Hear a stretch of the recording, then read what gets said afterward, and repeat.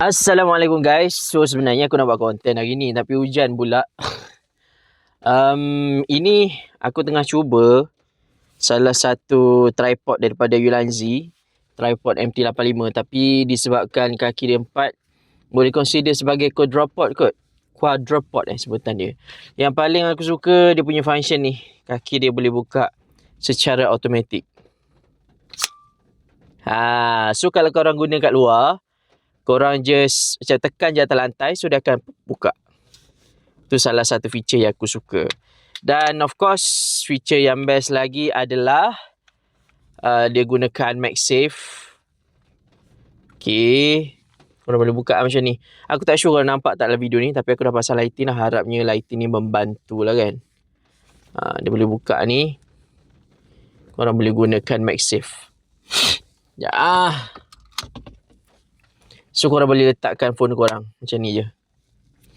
Semudah ABC guys. Yang paling penting, yang sebelum ni tripod Ulanzi MT84, dia tak boleh letak lighting belakang ni kan.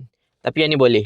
Phone letak dekat sini, belakang ni boleh letak lighting. So aku akan ambil lighting dekat sini, aku akan letakkan dekat sini. Hopefully korang nampak. Gelap lah kereta ni. Ayak. Okay. Ni lighting. Ni lighting Ulanzi LM19 tak silap aku. Nampak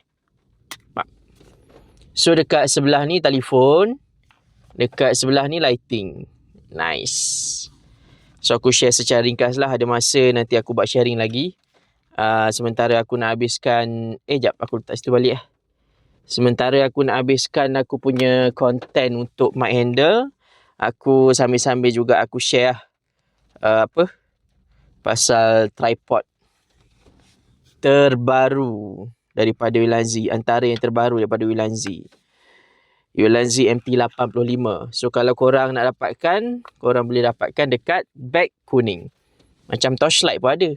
Patutlah dia bagi nama torchlight apa benda tak, nanti korang tengok dekat beg kuning. Dia punya detail lagi. Kita jumpa lagi dalam next video. Assalamualaikum. Gerak dulu. Ciao.